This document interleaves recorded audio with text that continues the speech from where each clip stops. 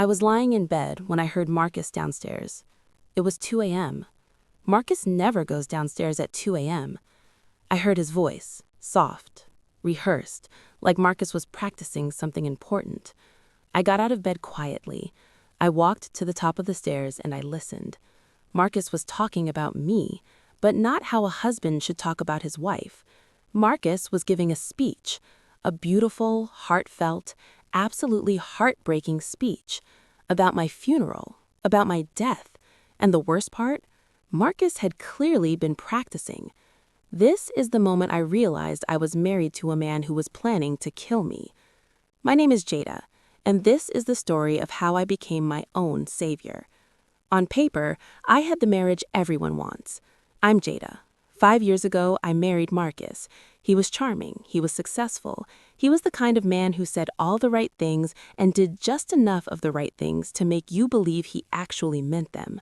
We had a beautiful house, we had beautiful vacations, we had the kind of marriage that looked perfect on Instagram. But somewhere in those 5 years, I started feeling something I couldn't quite name. A heaviness, an unease, like I was holding my breath constantly, waiting for Marcus to be disappointed. Marcus would make comments, small ones, about my weight, about what I wore, about how much I spent. Never enough to be cruel, just enough to make me feel like I wasn't quite good enough. I told myself all marriages have friction. I told myself I was lucky.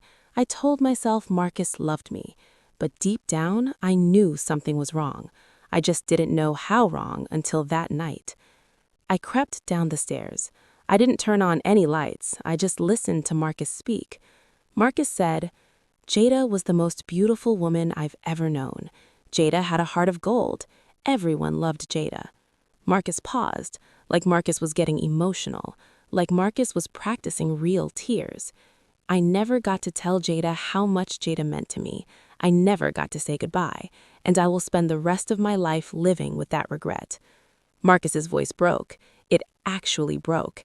And I stood there on those stairs listening to my husband give an Oscar-worthy performance about my death, and I felt absolutely sick. But the worst part came next. Marcus said, "Jada had a life insurance policy, $2 million. Jada always worried about me being taken care of. How could I ever spend that money? How could I replace Jada? But I suppose Jada would have wanted me to move forward." I felt the blood drain from my face. Marcus practiced that line 3 more times. Marcus wanted to get the emotional timing perfect. My husband wasn't just fantasizing about my death. Marcus had calculated it. Marcus had counted the money. Marcus had rehearsed the performance when I was gone. And I realized Marcus was going to kill me. I went into our home office. I opened Marcus's laptop. I didn't know his password, but I tried our wedding date. It worked. What I found destroyed me. Marcus had search history. Marcus had searched how to make death look accidental. Marcus had searched untraceable poisons. Marcus had searched best way to kill someone without evidence. Marcus had also searched life insurance payout procedures. Marcus had researched whether he could file a claim. Marcus had looked at how long it took to receive the money. I found emails from a woman named Tanya. I opened them. "Can't wait to start our life together once this is settled," Tanya had written. Marcus had replied, "Jada is the only thing standing in our way. Once she's gone, we can be together. Nobody has to get hurt if she simply disappears." I felt my chest tighten. I couldn't breathe. The man I had married, the man I had trusted with my life, had very literally planned to take my life. And he had a partner, a woman named Tanya who was willing to help. I had maybe hours, maybe days, but Marcus had clearly decided it was time to move forward with his plan. In the hours after, I started seeing the pattern that had always been there, the pattern I had rationalized away. Marcus was always checking my location. Marcus said it was because Marcus cared, but Marcus needed to know where I was every second. Marcus had been pushing me toward activities that were dangerous. Go hiking alone, baby. You need alone time. Why don't you go for a late-night drive? You deserve to clear your head. Marcus even suggested I start rock climbing, a sport where accidents happen all the time. When my mother had expressed concern about Marcus, I defended him.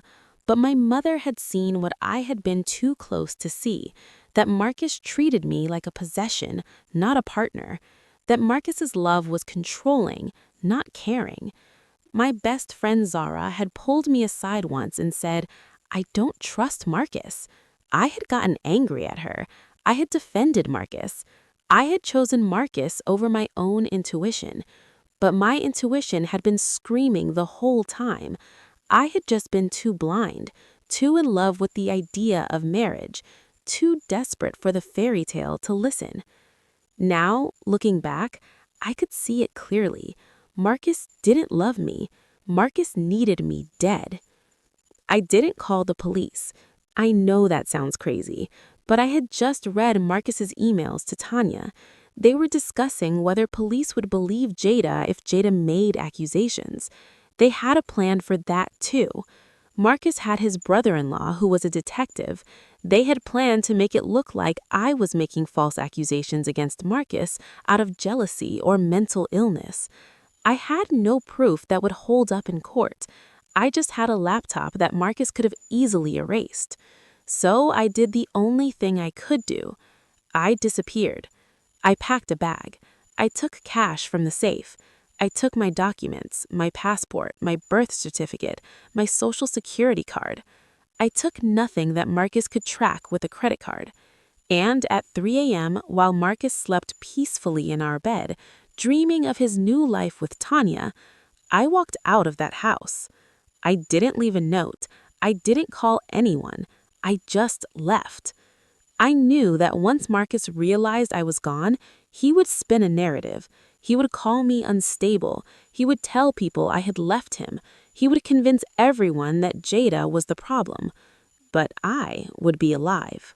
I drove to a hotel 2 hours away. I paid cash. I used a fake name. I locked myself in the room and I called Zara. I told Zara everything. Zara didn't hesitate. Zara got in her car and drove to meet me.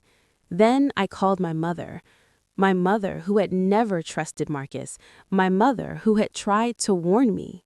Mom, I need to tell you something, I said. I told her about the speech, about the emails, about the searches, about the plan. My mother was silent for a long moment. Then she said, Come home, baby. We'll figure this out, but you need to come home where we can keep you safe. I drove to my mother's house. It took 6 hours. When I got there, my mother was on the porch waiting for me. She wrapped her arms around me and she didn't let go. You did the right thing, my mother whispered. You did the right thing and now we protect you. For the first time since I heard Marcus's voice practicing my funeral, I felt safe. With my mother and Zara's support, I went to the police. I showed them Marcus's laptop. I showed them his search history. I showed them the emails between Marcus and Tanya. I told them about the speech. I told Marcus was planning my death. The detective took it seriously. Marcus was arrested within 24 hours. As it turned out, Marcus wasn't the first.